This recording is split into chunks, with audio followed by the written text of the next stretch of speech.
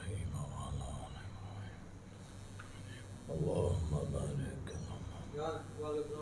وعلى آل محمد كما باركت وعلى آل محمد اللهم رب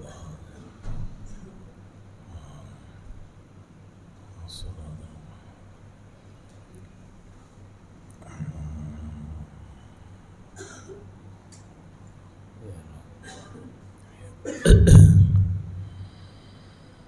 السلام علیکم ورحمۃ اللہ وبرکاتہ۔ الحمد للہ نحمده ونستعینه ونستغفر ونؤمن به ونتوکل علیہ ونعوذ باللہ من شرور انفسنا ومن سیئات اعمالنا من يهده الله فلا مضل له ومن يضلله فلا هادي له ونشهد أن لا إله إلا الله وحده لا شريك له ونشهد أن محمدا عبده ورسوله اللهم صل على محمد وعلى آل محمد كما صليت على إبراهيم وعلى آل إبراهيم إنك حميد مجيد اللهم بارك على محمد وعلى آل محمد كما باركت على إبراهيم وعلى آل إبراهيم إنك حميد مجيد رب اشرح لي صدري ويسر لي أمري واحلل عقدة من لساني يفقهوا قولي رب زدني علما سبحانك لا علم لنا إلا ما علمتنا إنك أنت العليم الحكيم أما بعد فإن خير الحديث كتاب الله وخير الهدي هدي محمد صلى الله عليه وسلم وشر الأمور محدثاتها وكل محدثة بدعة وكل بدعة ضلالة وكل ضلالة في النار أعوذ بالله السميع العليم من الشيطان الرجيم بسم الله الرحمن الرحيم فإن آمنوا بمثل ما آمنتم به فقد اهتدوا وإن تولوا فإنما هم في شقاق فسيكفيكهم الله وهو السميع العليم صبغة الله ومن أحسن من الله صبغة ونحن له عابدون قل أتحاجوننا في الله وهو ربنا وربكم ولنا أعمالنا ولكم أعمالكم ونحن له مخلصون صدق الله نحن ولا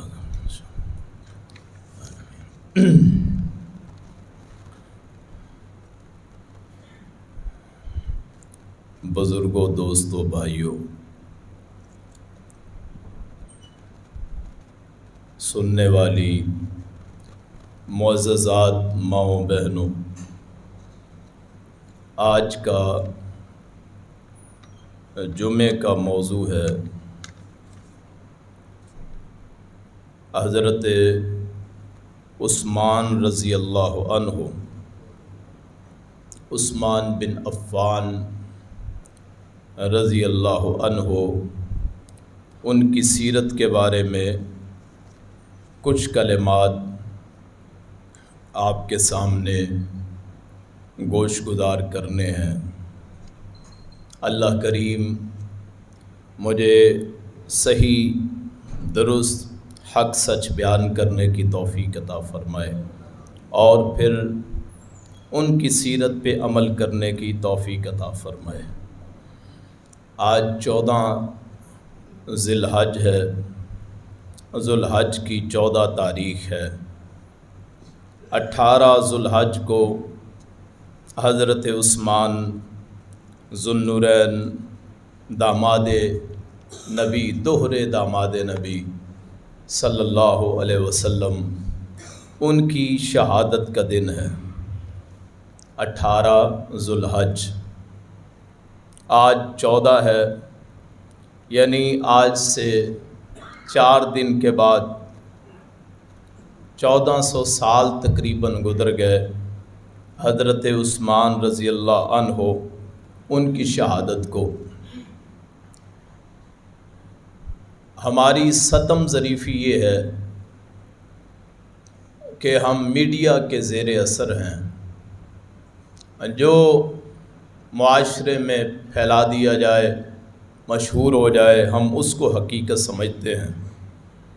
بہت سے ایسے میرے بھائی ہیں جن کی نیت اچھی ہوتی ہے، نیت صاف ہے، اور وہ حق اور سچ کی بات سننے کے لیے مختلف میڈیم استعمال کرتے ہیں۔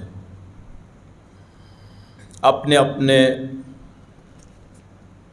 ذہن کے مطابق حق سمجھنے کے لیے بہت سے ذرائع اسباب وہ استعمال کرتے ہیں، لیکن بدقسمتی یہ ہے کہ میڈیا پہ، چاہے وہ مین سٹریم میڈیا ہو، نیوز چینل ہوں، چاہے وہ آپ کا سوشل میڈیا ہو، اس پہ زیادہ تر وہ خرافات، کہانیاں، قصے، واقعات، من گڑت فضائل وہ بیان ہوتے ہیں جو ہمارے ذہنوں میں بیٹھ جاتے ہیں۔ آگے محرم کا مہینہ شروع ہونے والا ہے۔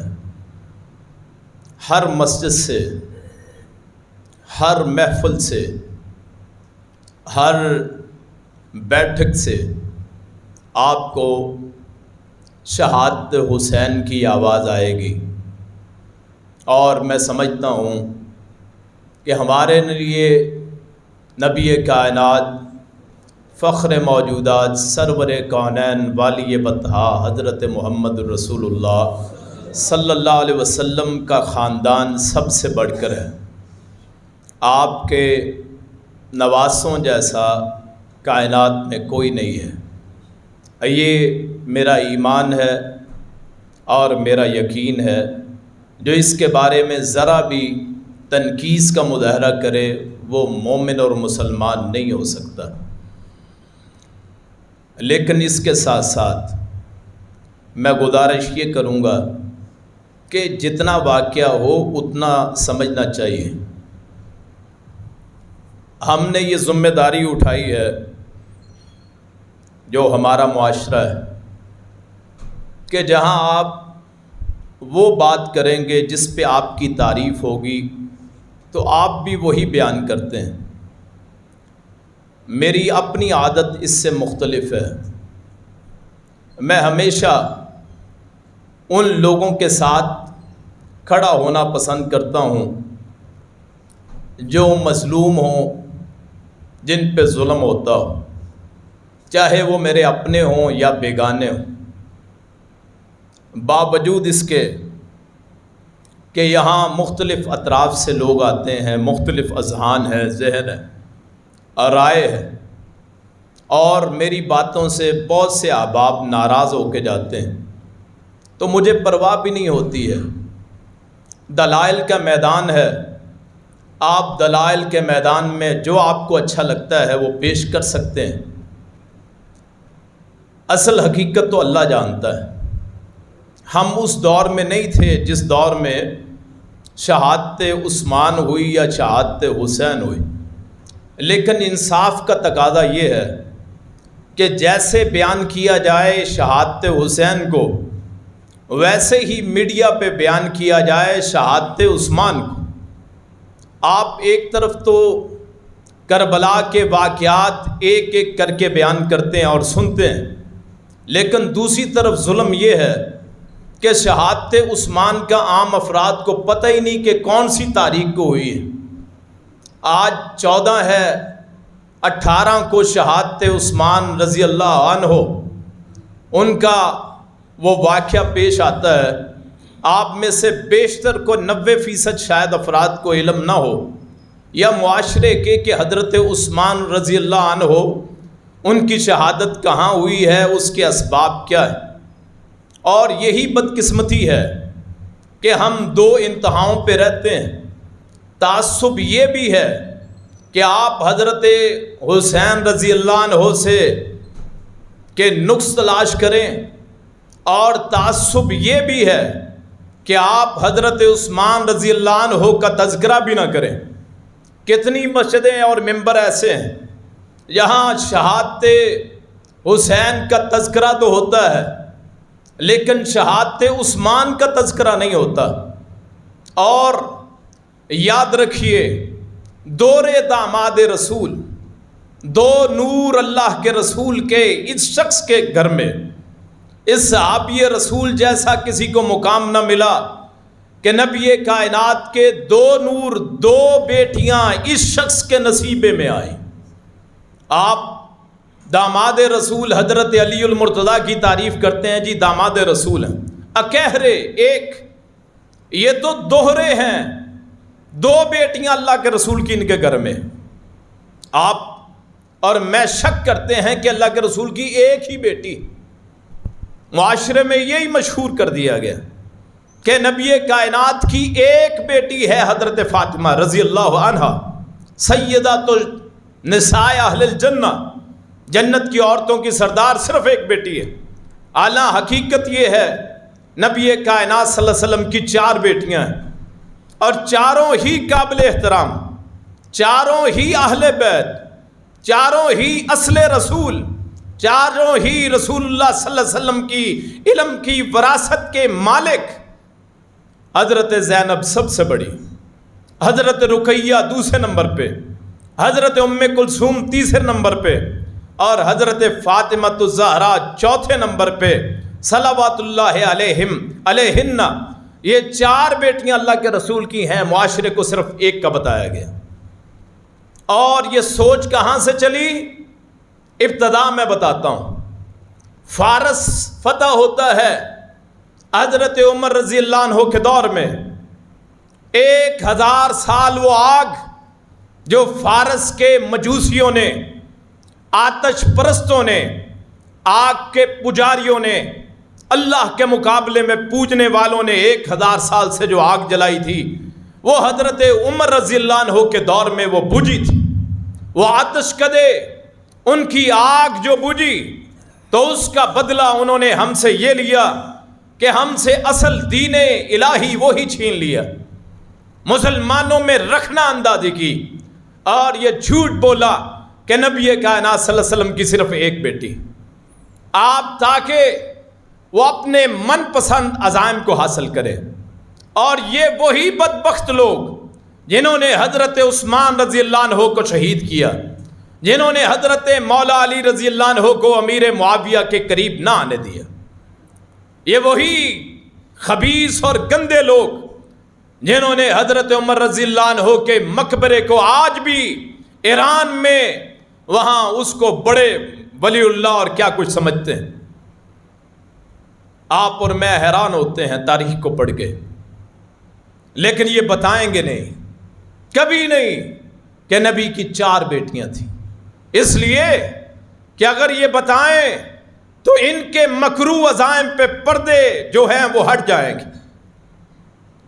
آپ اور مجھے بڑا پیار ہے داماد رسول جو بھی ہو، مولا علی رضی اللہ عنہ ہو، جو ان سے محبت نہیں کرتا وہ ایمان سے خارج ہے. یہ میرے اور آپ کا ایمان کا حصہ ہے، لیکن اس کا یہ مطلب نہیں ہے کہ نبی کائنات کے دوسرے دامادوں کو سائڈ پہ کر دیا جائے. پہلے داماد حضرت زینب رضی اللہ عنہ کے شوہر ابو العاص بنو امیہ میں سے کوئی نہیں بتائے گا کہ نبی کائنات کا سب سے بڑا داماد کس خاندان سے تھا. بنو امیہ میں سے. نبی کائنات کی دوسری بیٹی حضرت رقیہ، ان کا شوہر نبی کائنات کے داماد حضرت عثمان بنو امیہ میں سے. تیسری بیٹی حضرت ام کلثوم صلوات اللہ علیہا، ان کے شوہر مکرم بنو امیہ میں سے حضرت عثمان رضی اللہ عنہ. نہیں بتائیں گے اس لیے کہ تاریخ کو مسخ کرنا ہے. اور میں علی وجہ البصیرہ تمام احباب کے سامنے میری اس بات کو جہاں تک چاہیں پہنچا دیں. لائیں دنیا کائنات میں کوئی ذاکر، دنیا کائنات میں کوئی خطیب اور مناظر آئے مجھ سے بات کرے کہ نبی کی ایک بیٹی ہے یا 4 بیٹیاں. دین میں رکھنا ڈالا، دین میں کٹ لگایا جیسے کینچی سے کسی چیز کو کاٹا جاتا ہے. بات کرتے ہیں وراثت رسول کی، بات کرتے ہیں باغ فدق کی، بات کرتے ہیں کہ وراثت رسول سے حضرت فاطمہ کو محروم کیا گیا. ان بھائیوں سے میں کہتا ہوں غلطی کسی کو بھی لگ سکتی ہے. جہاں آپ ایک بیٹی کا تذکرہ کرتے ہیں وہاں 4 بیٹیوں کا تذکرہ کیوں نہیں کرتے؟ کیوں اتنی نفرت؟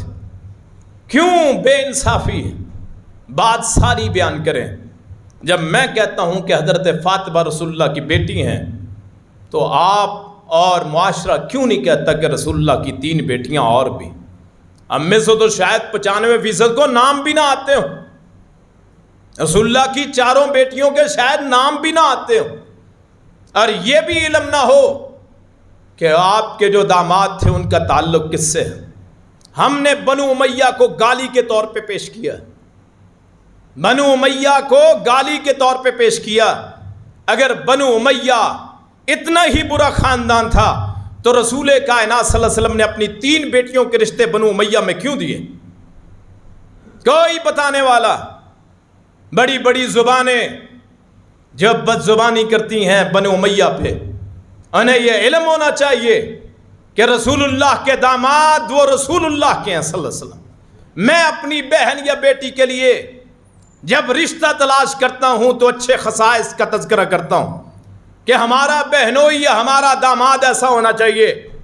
اور یہ ذات رسول کریم صلی اللہ علیہ وسلم، ان کے بارے میں شک کیسے ہو سکتا ہے کہ انہوں نے برے داماد تلاش کیے؟ کسی کے پاس اس سوال کا جواب نہیں. جس کو میرے رسول رشتے میں پسند کر لیں، کائنات چاہے بھی تو وہ برا ہو سکتا. آپ کے 3 داماد اچھے، ابو العاص اچھے، حضرت عثمان اچھے، مولا علی اچھے، تینوں ہی اچھے. میرے رسول اللہ کی چوائس، میرے رسول اللہ کی پسند، میرے رسول اللہ کی وہاں رضامندی، وہ میرے ایمان کا تقاضا ہے. جسے میرا رسول پسند کر لیں اسے ہم بھی پسند کر لیں. نفرت کیوں ہے؟ گالی کیوں ہے؟ ممبروں پہ چڑھ کے، محفلوں میں بیٹھ کے، مجلسوں میں بیٹھ کے جھوٹے واقعات سنا کے حضرت عثمان کو گالی دیتے، بنو امیہ کو برا بلا کہتے، اور ذرا بھی شرم نہیں ہے کہ جو حضرت عثمان پہ ترا، ان پہ تبرہ کرتا ہے، وہ رسول اللہ کی ذات کو نشانہ بناتا ہے. اور میں آپ سے پوچھتا ہوں، سورہ الفتح 26واں پارہ، قرآن کی برحق صورت، آج بھی قرآن میں موجود ہے. لقد رضی اللہ، 3 رکوع، لقد رضی اللہ عن المؤمنین اذ یبایعونک تحت الشجرہ فعلم ما فی قلوبہم فانزل السکینۃ علیہم واصابہم فتحا قریبا، کہ اللہ ان مومنوں سے راضی ہو گیا جنہوں نے نبی کائنات کی جب بیعت کر رہے تھے اس درخت کے نیچے، اللہ نے جان لیا جو ان کے دل میں تھا، اللہ نے ان پہ سکون نازل کیا، اللہ نے ان کو جلد فتح دے دی۔ یہ کب اتری ہے؟ اس آیت کا شان نزول کیا ہے؟ کوئی اہل تشیع، کوئی ذاکر، کوئی ملا، کوئی بڑا واعظ ذرا اس کا شان نزول بتائے کہ کب یہ آیت نازل ہو کہ رسول کائنات صلی اللہ علیہ وسلم نے خواب دیکھی۔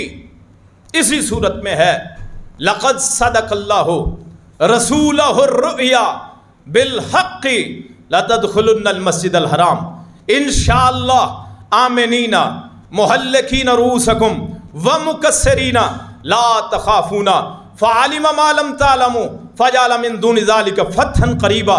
اسی صورت میں سورہ الفتح میں اللہ نے فرمایا کہ خواب دکھائی اللہ نے اپنے رسول کو۔ کیا خواب دکھائی؟ کہ تم ضرور داخل ہوگے خانہ کعبہ میں، مسجد حرام میں، امن کی حالت میں، سر منڈوا کے یا بال کٹوا کے، احرام باندھے ہوئے۔ رسول اللہ اپنے صحابہ کو بیان کرتے ہیں کہ مجھے خواب میں نظر آیا کہ میں بیت اللہ کا طواف کر رہا ہوں۔ صحابہ تیار ہو گئے، 1500 صحابہ تیار ہو گئے اور وہاں چل پڑے۔ صلح حدیبیہ، حدیبیہ ایک جگہ ہے مکے کے قریب، وہاں ٹھہر گئے۔ کافروں نے کہا کہ ہم عمرہ نہیں کرنے دیں گے۔ 6 سال ہو گئے تھے ہجرت کو، اس واقعے سے پہلے 6 سال ہجرت کو ہو چکے تھے۔ تو آپ دلوں میں بڑا شوق، اور ان سے پوچھئے جنہوں نے اپنے علاقے چھوڑے ہوں، جنہوں نے اللہ کے لیے اپنے علاقے چھوڑے ہوں، اللہ کے لیے خاندان چھوڑے ہوں، اللہ کے لیے مال چھوڑے ہوں، اللہ کے لیے ملک چھوڑے ہوں، اللہ کے لیے زمینیں چھوڑی ہوں، اللہ کے لیے بچوں کو چھوڑ دیا۔ ایک صحابی ابو سلمہ، وہ مکے سے نکلتے ہیں ہجرت کے وقت، سسرال والے آتے ہیں، بیوی کو روک لیتے ہیں، یہ ہماری بیٹی ہے، بیوی کو چھوڑ دیا، کہا رسول اللہ کے دین پہ میری جان بھی قربان۔ پھر مال چھین لیا، مال بھی دے دیا۔ بیٹا اور بیٹے اور باپ کی محبت، اولاد اور والدین کی محبت کائنات میں کوئی نہیں جانتا، صرف اللہ کو علم ہے۔ دنیا میں کوئی ترازو ایسا نہیں ہے، ہاں ہوں حلالی، ہاں حلال کے مال سے پالے ہوں، پھر پتہ چلے کبھی بیٹے کو کہ میرا باپ مجھ سے کتنی محبت کرتا ہے، یا باپ کو پتہ چلے کہ میرا بیٹا مجھ پہ جان کیسے چھڑکتا ہے۔ تو بیٹے کو چھین لیا اپنے گھر والوں نے، اپنے چچاؤں تایوں نے چھین لیا، ہمارا بیٹا ہے، تو گمراہ ہو گیا ہے، جانا ہے تو اس کے بغیر جاؤ۔ یہ باتیں آپ اور مجھے سمجھ نہیں آتی جب تک ہمارے ساتھ پیش نہ آئے۔ مسلمان یہ شہادت کے الفت میں قدم رکھنا ہے۔ لوگ آسان سمجھتے ہیں مسلمان ہونا، میرے اور آپ کے ساتھ ابھی تک یہ واقعات پیش نہیں آئے کہ ہمیں اللہ کے دین کے نام پہ مال چھوڑنا پڑا ہو، اللہ کے دین کے نام پہ گھر چھوڑنا پڑا ہو، اللہ کریم کے نام پہ اپنا سب کچھ چھوڑنا پڑا ہو، اللہ کریم کے نام پہ اپنے والدین اور تمام افراد کو چھوڑنا پڑا ہو، اپنا علاقہ چھوڑنا پڑا ہو۔ 6 سال ہو چکے تھے اس کیفیت کو، اور اس اللہ کے نیک بندے نے بیٹے کو چھوڑا، بیوی کو چھوڑا، مال کو چھوڑا۔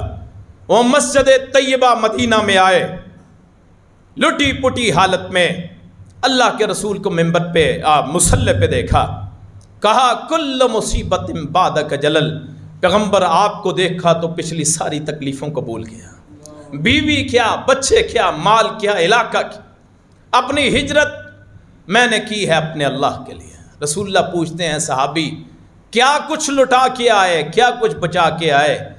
تو اس نے کہا سب کچھ لٹا کے آ گیا، صرف رسول اور دین کو بچا کے آیا۔ تو آپ نے فرمایا اللہ محروم نہیں کرے گا۔ ایسے حالات میں جب یہ 6 برس کے بعد رسول اللہ نے خواب سنائی تو ہر آدمی کا دل مچلنے لگ گیا، اللہ کے گھر بیت اللہ کو دیکھنے کے لیے، اور بیت اللہ کو دیکھنا ایسا نصیب ہے کہ کائنات میں ایسی نعمت کوئی نہ ہوگی۔ وہ کالے پردوں کو جب آدمی دیکھتا ہے، یہاں تصویروں میں، ابھی لائیو نہیں، میں نے نہیں دیکھا ہے، وہ احباب جنہوں نے دیکھا ہے ان سے پوچھئے، بڑے بڑے دلوں والے وہ وہاں بیٹھ جاتے ہیں۔ اس کا روب، اس کا دبدبا، اس گھر سے پیار اس قدر ہے، اللہ وہاں گھر کی ہر بندے کو زیارت نصیب فرمائے۔ وہ دلوں میں شوق مچلنے لگ گیا، سارے چل پڑے جو 1500 صحابہ یا 1400۔ وہاں کافروں نے کہا عمرہ نہیں کرنے دیں گے، ابھی تو جنگیں لڑی ہیں، کبھی بدر، کبھی احد، کبھی خندق، نہیں کرنے دیں گے۔ رسول اللہ فرماتے ہیں لڑ بھی سکتے تھے، جو 313 کے ساتھ لڑ پڑے وہ 1500 کے ساتھ مل کے بھی لڑ سکتے تھے۔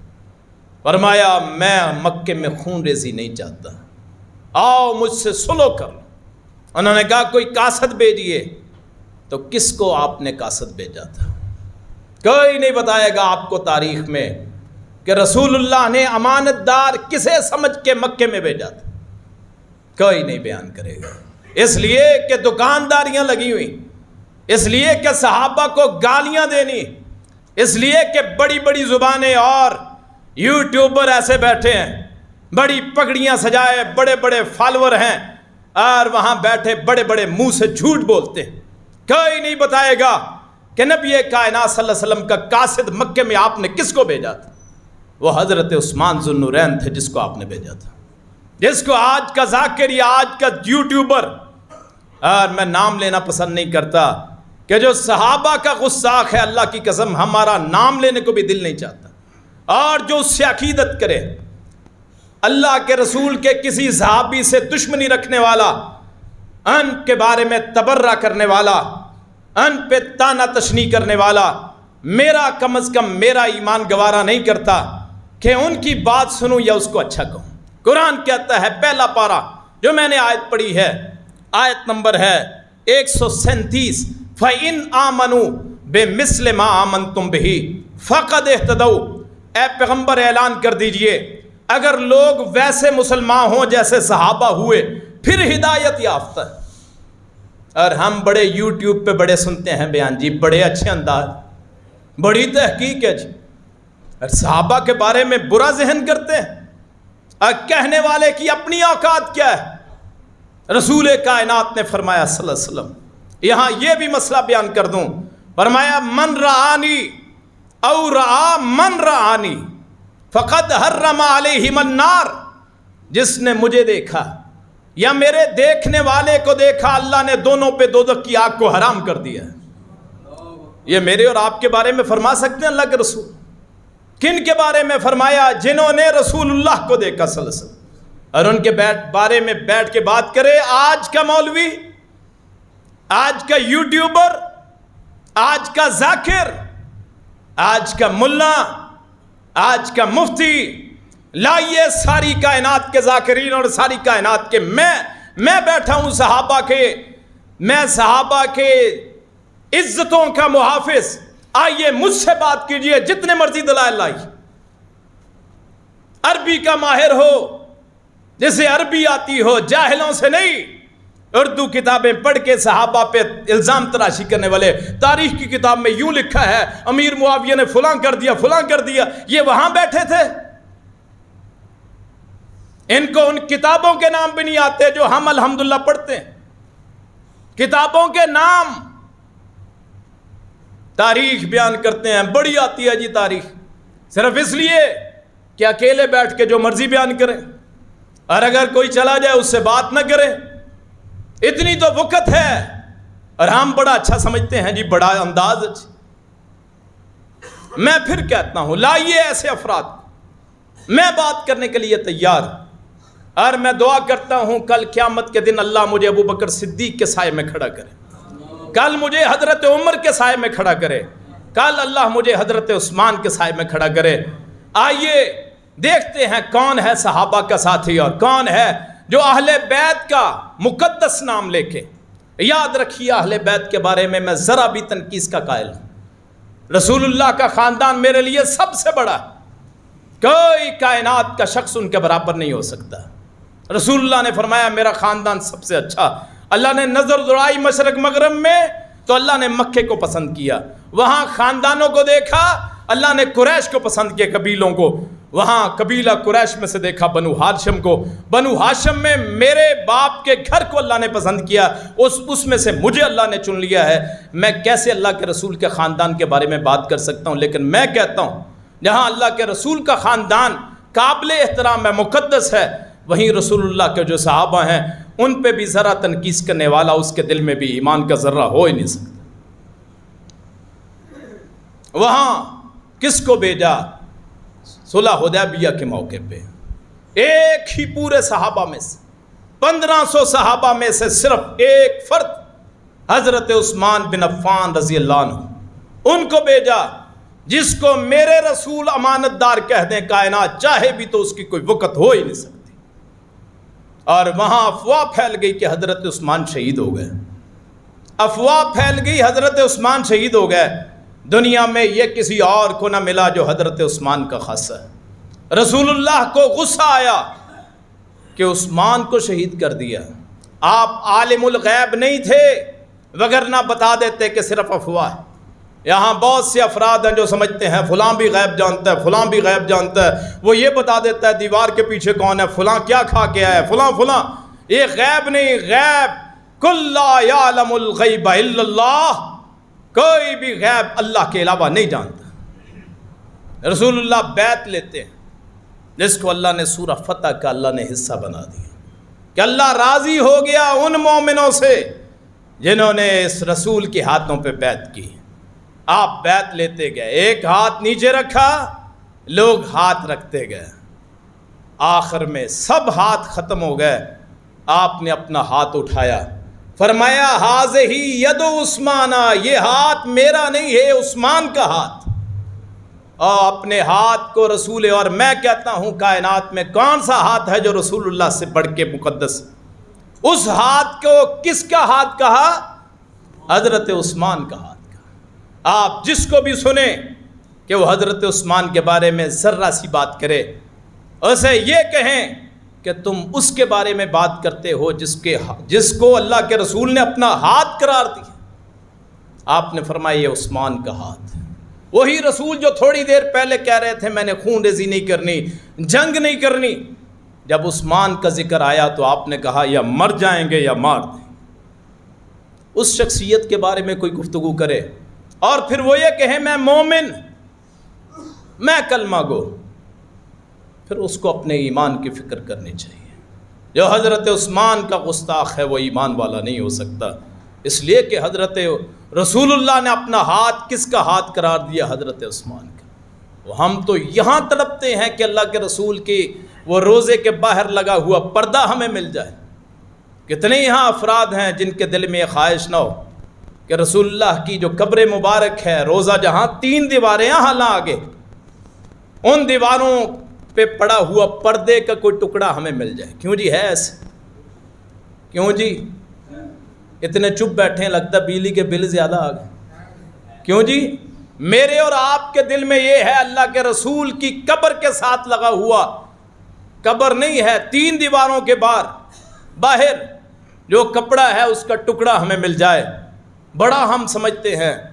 تو اس شخص کی شان و منزلت کیا ہوگی جس کو اللہ کے رسول نے اپنے ہاتھ کو اس کا ہاتھ قرار دیا؟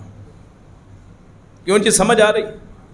اور پھر یہاں تذکرہ کرتے ہیں دنیا میں کوئی صحابی ایسا نہیں جس کو اللہ کے رسول صلی اللہ علیہ وسلم نے ایک ہی ممبر پہ بیٹھ کے بیشتر زیادہ مرتبہ جنت کی خوشخبری دی ہو۔ رسول اللہ صلی اللہ علیہ وسلم غزوہ تبوک آپ نے اپیل کی کہ تعاون کرو، لمبا سفر ہے، 30,000 فوج کا خرچ، اور کوئی صحابہ حضرت ابو بکر لے کے آ گیا سارا گھر کا سامان، حضرت عمر نصف سامان، کوئی مزدور صحابی مزدوری کرتا لا کے اللہ کے رسول کو دے دیتا۔ حضرت عثمان آئے، میں برداشت کروں گا اتنے 100 صحابہ کا خرچہ، گھوڑے، اونٹ، سارا کچھ۔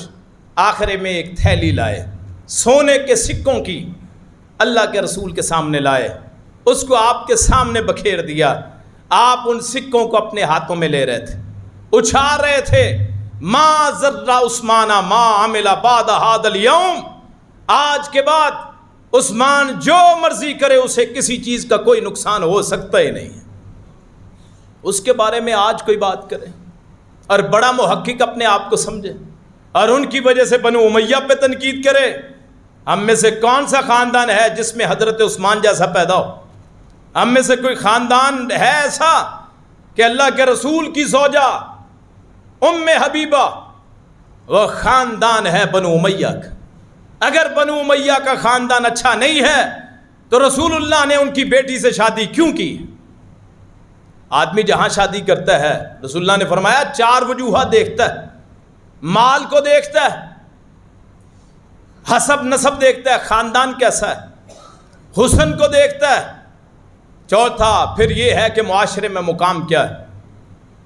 فرمایا تم دین والوں کو اختیار کرو۔ اللہ کے رسول بنو امیہ میں شادی کر کے ثابت کرتے ہیں کہ بنو امیہ خاندان بہت اچھا، رسول اللہ کا سسرال۔ اور آدمی تو کسی برے کے پاس بیٹھا تو بدنام ہو جاتا ہے۔ اگر بنو امیہ اچھا نہیں ہے، اللہ کے رسول صلی اللہ علیہ وسلم کی وہاں شادی کیوں ہوئی ہے؟ اللہ کے رسول کا رشتہ کیوں ہوا ہے؟ دلائل کے میدان میں آئیے، بات کیجئے، گالی مت دیجئے، برا بلا مت کیجئے کسی میرے بھائی کو جو یہاں بیٹھا ہو، جس کا ذہن یہ ہو تاریخ پڑھ پڑھ کے لوگ بتاتے ہیں اور ان کی بنیاد پہ صحابہ پہ تنقید کرتا ہے، مجھے برا بلا مت کہیے، میرے ساتھ بات کیجئے، دلائل پیش کیجئے، دلائل کی قوت سے گالی مت دیجئے۔ گالی دینا کسی مومن کا شیوا نہیں ہوتا۔ آئیے بات کیجئے، جس کو مرضی لائی، جو بہت پہنچا ہوا ہو، میں بات کرنے کے لیے تیار۔ آج ہم صحابہ کے غیر موجودگی میں ان کی عزتوں کی حفاظت کریں گے، کل اللہ قیامت کے دن ہمارے گوشتوں کی دوزخ سے حفاظت فرمائے گا۔ پھر حضرت عثمان ان کو جب شہید کرنے لگے، کربلا کے بڑے واقعات بیان ہوتے ہیں۔ وہ جی 10 دن پانی سے محروم رکھا گیا جی، او جی بیٹے کو مارا گیا، فلاں کیا گیا، سب کچھ پر حق ہے۔ وہ لوگ ظالم جابر جنہوں نے حضرت حسین رضی اللہ عنہ کو شہید کیا، وہ بھی ظالم اور جابر جنہوں نے حضرت عثمان رضی اللہ عنہ کو شہید کیا۔ ایک واقعہ بیان کرتے ہیں، دوسرا بیان کیوں نہیں کرتے ہیں؟ کیوں منہ کو تالا لگ جاتا ہے؟ اس لیے کہ اس پہ واہ واہ نہیں ہوتی، بلے بلے نہیں ہوتی، لوگ عقیدت نہیں کرتے، اور رسول اللہ کے نواسے کا غم سناتے ہو، رسول اللہ کے دور داماد کا غم کیوں نہیں سناتے؟ شہادت حسین کا تذکرہ ہے تو شہادت عثمان اس سے 22 دن پہلے ہوتی ہے۔ 18 ذوالحج کو حضرت عثمان کی شہادت ہوتی ہے اور 10 محرم کو حضرت حسین رضی اللہ عنہ ان کی شہادت ہوتی ہے۔ وہ کون سی زبان ہے جو 22 دن بعد کی شہادت کا تذکرہ کرتی ہے لیکن 22 دن پہلے کی شہادت کا تذکرہ نہیں کرتی؟ وہاں تقریباً 1 مہینے سے زیادہ پانی روکا گیا، حضرت عثمان رضی اللہ عنہ کو 1 مہینے سے زیادہ مدینے میں میٹھا پانی، بیرے رومک، وہ کنواں جس کو حضرت عثمان نے خریدا رضی اللہ عنہ، کہ اللہ کے رسول صلی اللہ علیہ وسلم نے فرمایا کون ہے جو بیرے روما کو خریدے اس کے بدلے میں جنت حاصل کرے؟ حضرت عثمان رضی اللہ عنہ انہوں نے بیرے روما کو خریدا اور آ کے اللہ کے رسول کو بتایا، اللہ کے رسول میرے لیے جنت ہے کہ نہیں؟ فرمایا تیرے لیے اجر ہے۔ اسے بیرے روما کا پانی حضرت عثمان کے لیے بند کیا گیا۔ وہ مسجد نبوی، جس مسجد نبوی میں جس کی توسیع حضرت عثمان رضی اللہ عنہ نے کی، کہ رسول اللہ نے فرمایا صلی اللہ علیہ وسلم کہ مسجد کے ساتھ ایک پلاٹ ہے جو اسے خرید کے مسجد میں شامل کرے اس کے لیے اجر ہے جنت، جنت کی بشارت ہے۔ حضرت عثمان رضی اللہ عنہ وہ ٹکڑا خریدتے ہیں اور اللہ کے رسول کو بتاتے ہیں کہ مسجد کے ساتھ شامل کر دیا۔ اس مسجد میں نماز پڑھنے سے روکا گیا، اور پھر کھارا پانی، گھر کا پانی پیتے رہے۔ خلیفۃ المسلمین جو 36 لاکھ مربع میل کے مالک، افریقہ کہاں، صحرا افریقہ کے اس کے مالک حضرت عثمان، کہاں روم اس کے مالک حضرت عثمان، کہاں فارس اس کے مالک حضرت عثمان رضی اللہ عنہ ذو النورین، لیکن اپنے گھر میں محصور ہے۔ شہادت ان کا تذکرہ کیوں نہیں ہے؟ یہ جو میں بات کہہ رہا ہوں نا بار بار، آپ سمجھتے ہیں کہ بات کو ہرا رہے ہیں، وہ صرف آپ کو احساس دلانے کے لیے کہ شہادت حسین بڑی چیز ہے، حضرت عثمان کی شہادت بھی بہت بڑی چیز ہے۔ اس کا تذکرہ کیوں، اس کا تذکرہ کیوں نہیں؟ کیوں جی؟ دونوں کا تذکرہ کریں، ہم کریں گے 10 محرم کو یہاں تذکرہ کریں گے حضرت حسین کا۔ آئیے لوگوں سے مطالبہ یہ کرتے ہیں، اپنی مسجدوں میں، اپنے امام بارگاہوں میں مطالبہ یہ کریں کہ آئیے ہماری مسجدوں میں ہمارے پیچھے سنیں کہ ہم حضرت حسین کو کیا سمجھتے ہیں، اور ہمیں بلائیے، ہمیں سنائیے کہ آپ حضرت عثمان کو کیا سمجھتے ہیں۔ آپ نے علیحدہ ہی بنا لیا ہے دین۔ ہم اتحاد کی بات کرتے ہیں، ہم اتفاق کی بات کرتے ہیں، ہم شہادت عثمان بھی بیان کریں گے، شہادت حسین بھی بیان کریں۔ یہ نہیں ہے کہ آپ ایک کو چھپا لیں اور ایک کو بیان کر دیں، یہ کیسے ہو سکتا ہے؟ یہ انصاف کہاں کا ہے؟ اور پھر حضرت عثمان چھت پہ چڑھے، کسی نے پوچھا کہ ان کے پیچھے نماز ہو جاتی ہے، یہ جو قاتلین ہیں جو آپ کے پیچھے پڑے ہوئے 3000 افراد تھے جنہوں نے گھر کو گھیرا ہوا تھا، 40 روز کا محاصرہ۔ تصور کریں اگر آپ کو کوئی آپ کے گھر میں قید کر دے اور آپ کے پاس اختیار بھی ہو لڑنے کا۔ لوگوں نے کہا بھی آپ حکم دیجئے، فوجیں بلوائیے۔ انہوں نے کہا میں وہ بندہ نہیں بننا چاہتا جس کی وجہ سے مدینے میں خون ریزی ہو جائے۔ وہاں سے مسجد طیبہ کی طرف منہ کر کے مدینہ طیبہ میں پھر لوگوں کو خطبہ دیا، وہ جو باہر جنہوں نے گھیراؤ کیا ہوا کہ اسلام میں قتل 3 وجوہات کی بنا پہ ہوتا ہے۔ نمبر 1 کہ کوئی کسی کو قتل کر دے، بدلے میں اسے قتل کر دو۔ نمبر 2 شادی شدہ زانی، جس بندے کی شادی ہو چکی اور وہ زناکار ہو اس کو رجم کیا جائے گا، پتھر مار مار کے مارا جائے گا۔ تیسرا جو دین سے مرتد ہو جائے، دین چھوڑ جائے، اس کو بھی قتل کیا جائے گا۔ میں نے جب سے اسلام قبول کیا ہے میں کبھی مرتد نہیں ہوا، کلمہ پڑھ کے بتایا وہاں، اشہد ان لا الہ الا اللہ اشہد ان محمد رسول اللہ۔ اور جب سے میں نے نہ زمانہ جاہلیت میں کبھی زنا کیا، نہ زمانہ اسلام میں کبھی زنا کیا، اور نہ میں نے کسی جان کو کبھی قتل کیا۔ مجھے کس وجہ سے تم قتل کر رہے ہو؟ اور پھر بیان فرمایا، انہوں نے کہا جی جو مرضی ہے، آپ کو چھوڑنا نہیں ہے۔ انہوں نے پھر کہا کہ آج رسول اللہ میرے خواب میں آئے، میرے خواب میں آ کے رسول کائنات نے فرمایا عثمان آج روزہ ہمارے پاس افطار کرنا ہے، روزہ ہمارے پاس کھولنا ہے۔ یہاں مجھے بھی کہتے ہیں قاری صاحب آپ کی افطاری ہے، کوئی بھائیوں کو کہہ دیتا ہے افطاری ہے۔ وہ کتنی مقدس ذات ہے جس کی افطاری رسول اللہ کرواتے ہیں صلی اللہ علیہ وسلم، اور یہاں کا کوئی کھڑا ہو کے 2 ٹکے کا آدمی 2 ٹکے کا بھی نہیں ہوتا، وہ کھڑا ہو کے حضرت عثمان کے بارے میں گفتگو کرے اور اپنے آپ کو مومن کہے۔ وہاں پھر اسی حالت میں، وہ محاصرے کی حالت میں، پھر ان کی انگلیاں کاٹی گئیں، ان انگلیوں کا جو خون تھا، اور ان کے یہاں پھر گلا گونٹا گیا، پھر ان کو سینے پہ وار کیا گیا، سر پہ وار کیا گیا۔ وہ جو خون تھا آج بھی وہ ترکی میں وہ قرآن مجید موجود ہے، اور اس کی کاپی شاید شام میں ہو، جو یہ میں نے آیت پڑھی ہے فَإِن تَوَلَّوْا فَإِنَّمَا هُمْ فِي شِقَاقٍ فَسَيَكْفِيكَهُمُ اللَّهُ، کہ اگر یہ پھر جائیں تو یہ صرف نفرت میں ہیں، مخالفت میں ہیں، عنقریب اللہ ان کو کفایت کرے گا۔ وہ خون حضرت عثمان کا ان الفاظ پہ پڑا، وہ پاک خون اللہ تعالیٰ نے زمین پہ نہیں گرنے دیا، اللہ نے قرآن پہ نقش کر دیا، قرآن پہ نقش کر دیا، اور اللہ نے ان کی یاد کو ہمارے دلوں میں زندہ کر دیا۔ اے اللہ جب تک تو مجھے زندگی دے میں تیرے صحابہ کے اجساد ان کی عزتوں کی حفاظت کرتا رہوں جب تک زندگی ہو۔ میرے مولا جب تک تو مجھے زندگی دے میں تیرے نبی کے صحابہ کا دفاع کرتا رہوں، تیرے نبی کے صحابہ کا دفاع کرتے کرتے حتیٰ کہ تو قیامت کے دن انہیں میرے ساتھ ملا دے، مجھے ان کے ساتھ ملا دے۔